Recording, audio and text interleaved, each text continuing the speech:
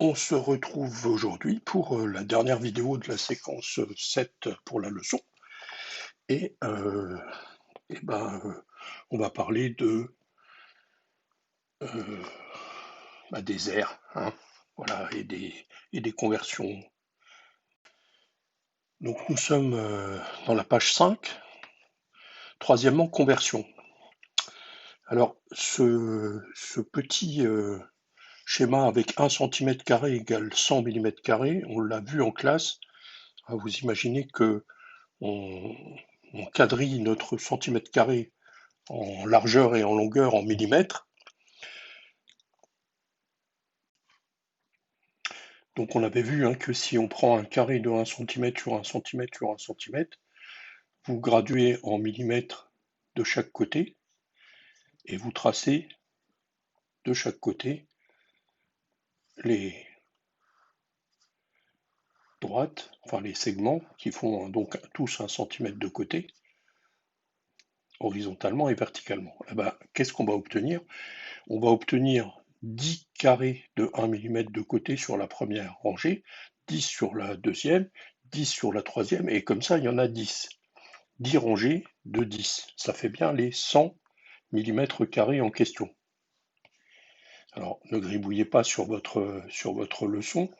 C'était pour illustrer cette chose qu'on a expliquée au tableau par ailleurs.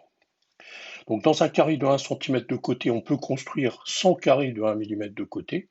Et donc 1 cm² égale 100 mm². C'est vraiment important de retenir que ce petit 2 là se lit carré et que ça permet, comme moyen mnémotechnique, de savoir qu'il y a 2 chiffres par colonne quand on fait les conversions. Donc la première partie, on l'avait déjà vu pour ceux qui ont suivi la classe virtuelle, mais on va le rappeler. Vous devez connaître ce tableau avec ses mesures, avec mètres, décimètres, centimètres, millimètres, et de l'autre côté, c'est décamètres, hectomètres, kilomètres. Sauf que là, il y a un petit 2 à chaque fois. Donc faites bien attention quand vous lisez, à la limite lisez à haute voix. Ici, on va commencer par les kilomètres carrés.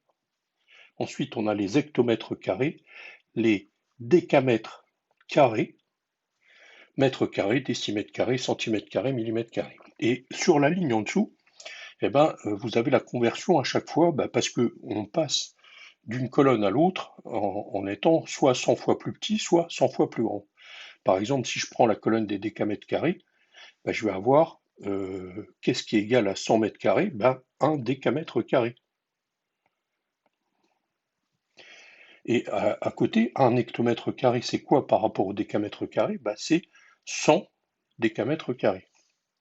Et pareil pour la dernière colonne, c'est 1 km carré qui est égal à 100 hectomètres carrés. Alors, si vous suivez ce raccourci Internet ou si vous allez sur le flashcode, vous allez voir une page Internet apparaître et puis dans laquelle vous pourrez choisir sur un tableau de conversion soit mètre carré, soit mètre cube, soit litre, soit mètre cube et litre, soit gramme, etc. Donc si vous cliquez sur la partie qui est intitulée mètre carré, vous aurez le tableau de conversion des aires exactement comme ce tableau ici. Et vous verrez qu'il y a deux à chaque fois pour les millimètres carrés, vous verrez apparaître deux cases. Pourquoi? Parce qu'il y a deux chiffres dans chaque colonne. Et vous pouvez faire vos conversions de cette manière-là. C'est-à-dire, vous allez voir que, par exemple, si vous voulez convertir 28 mètres carrés, vous pourrez le mettre dans le tableau. Peut-être que vous êtes en train de le faire en ce moment.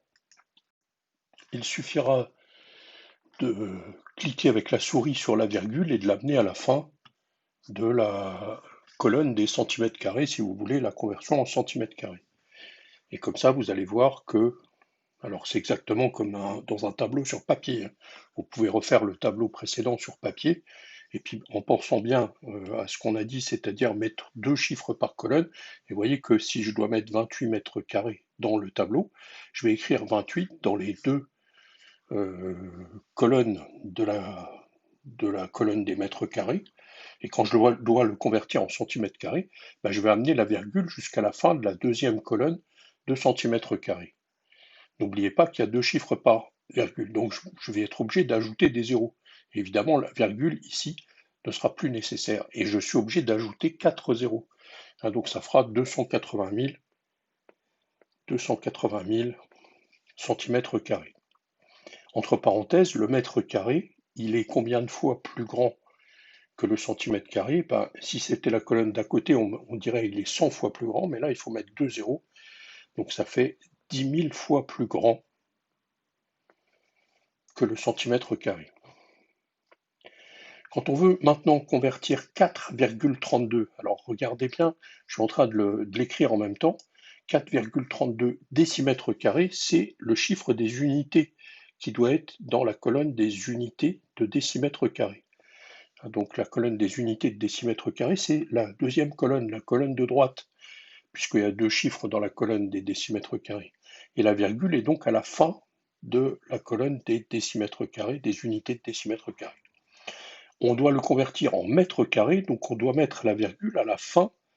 Alors ça tombe dans le QR code, donc j'essaye de le faire apparaître, mais vous barrez la virgule du 4,32, vous la mettez à la fin du mètre carré, et là vous êtes obligé de rajouter un zéro avant la virgule, sinon la virgule elle ne sert à rien, et bien sûr un autre zéro après, et vous lisez la réponse 0,0432. Et vous pouvez naturellement utiliser aussi le tableau indiqué, tableau interactif. Le décimètre carré, il est 100 fois plus petit, c'est-à-dire qu'on divise par 100, que le mètre carré. On termine cette page avec les derniers 4 petits exemples à faire, là, dans le troisième rang. Bon, vous faites avec le tableau, mais 1 cm², ça donnera 100 mm², on l'a déjà dit. 3,3 décimètres carrés, il faut le convertir en millimètres carrés, donc il faut amener la virgule à la fin de la colonne des millimètres carrés, ça sera, finalement, il faudra rajouter 3 zéros, ça fera 33 000, je vous laisse regarder ça, millimètres carrés. Je vous laisse regarder les deux derniers exemples, vous placez les nombres correctement dans le tableau, vous allez trouver 3 015 000 mètres carrés, ici.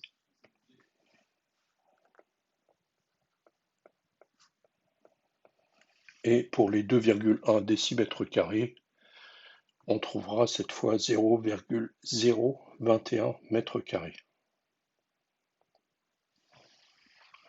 Alors on en arrive à la partie un peu plus intéressante, mais vous allez voir que c'est assez facile à retenir, les formules, puisque qu'est-ce que c'est que l'aire du rectangle? Finalement, imaginez qu'on prenne le cas où largeur et longueur sont des nombres entiers.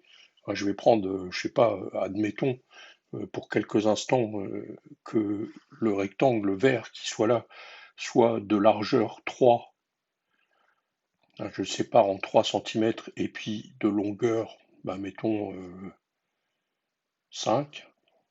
Voilà, admettons que là j'ai séparé en centimètres. Qu'est-ce que c'est que l'aire? C'est le nombre de centimètres carrés. D'accord?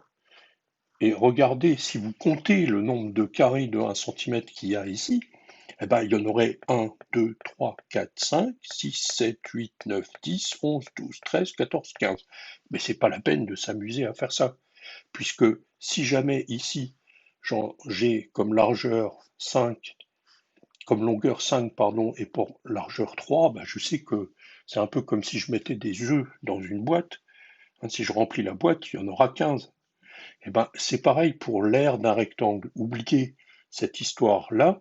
Ce que vous allez à retenir, c'est que l'aire d'un rectangle, c'est simplement la longueur multipliée par la largeur, ou la largeur multipliée par la longueur.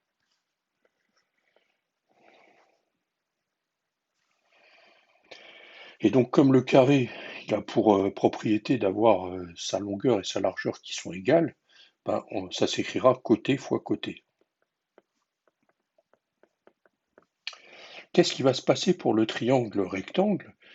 La base et la hauteur, vous allez voir que c'est la même chose. Si vous regardez les deux parties qui sont faites, regardez le triangle quelconque, et regardez ce rectangle-là. La diagonale de ce rectangle ici, elle sépare le rectangle en deux morceaux de la même surface. vous avez un morceau en vert, un morceau en blanc. Et ben, l'autre rectangle à côté, c'est la même chose. Vous avez la séparation en un triangle vert et un triangle blanc qui ont la même surface. Donc si je sais calculer l'aire de tout le rectangle, ben, je saurai calculer l'aire du triangle puisque c'est la moitié. Donc finalement, ça sera base multipliée par hauteur. Et vous voyez ce qui est écrit à côté là, c'est les deux points, c'est pour dire diviser. Si ça vous semble obscur, vous faites comme moi, vous rajoutez le symbole ici, mais c'est divisé par 2. N'hésitez pas à le dire ou à l'écrire même si ça vous semble un peu pas trop bien expliqué. C'est bien base fois hauteur divisé par 2. C'est comme si on prenait l'aire du rectangle et qu'on le divisait par 2 finalement. On en arrive à la dernière page. Vous avez ici un exemple, vous pouvez regarder la vidéo. On vous demande de calculer l'aire des figures suivantes.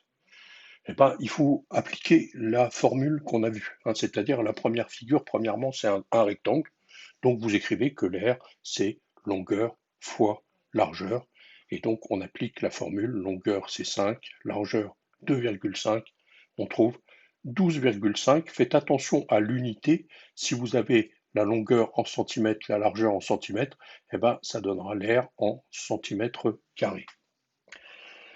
Regardez la deuxième figure. La deuxième figure, il faudra procéder comme ça dans certains exercices, c'est-à-dire séparer par morceaux. Ici, vous avez une figure qui est composée de un morceau qu'on a mis avec une flèche rouge, qui est, vous avez tous vu ce que c'était un carré, donc je vais utiliser la formule de l'aire du carré, alors que l'autre, c'est un triangle, entre parenthèses, c'est un triangle rectangle, mais peu importe, si on connaît la base et la hauteur, la formule est la même. Donc je vais écrire que A1, c'est côté fois côté, et en l'occurrence ici, ça fera 4 fois 4, c'est-à-dire 16, et les unités, vous avez vu que le côté était en centimètres, attention, l'aire va être en centimètres carrés.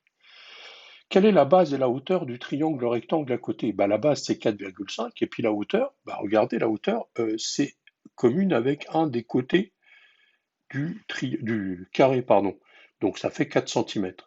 Donc si j'utilise la formule base fois hauteur divisé par 2, je vais écrire donc que c'est 4,5 fois 4 divisé par 2. Et ça fera 9 cm². Ça, c'est pour la partie du triangle rectangle. L'aire totale qu'on me demande de calculer dans le 2, c'est donc 16 plus 9. Et 16 plus 9, ça fait 25. On n'oublie pas les unités, ce sont des centimètres carrés. On en arrive à la dernière partie. Alors, la dernière partie demanderait normalement une explication sur l'aire du disque. Vous avez une activité dans votre livre, j'ai pas voulu qu'on passe trop de temps sur cette partie-là.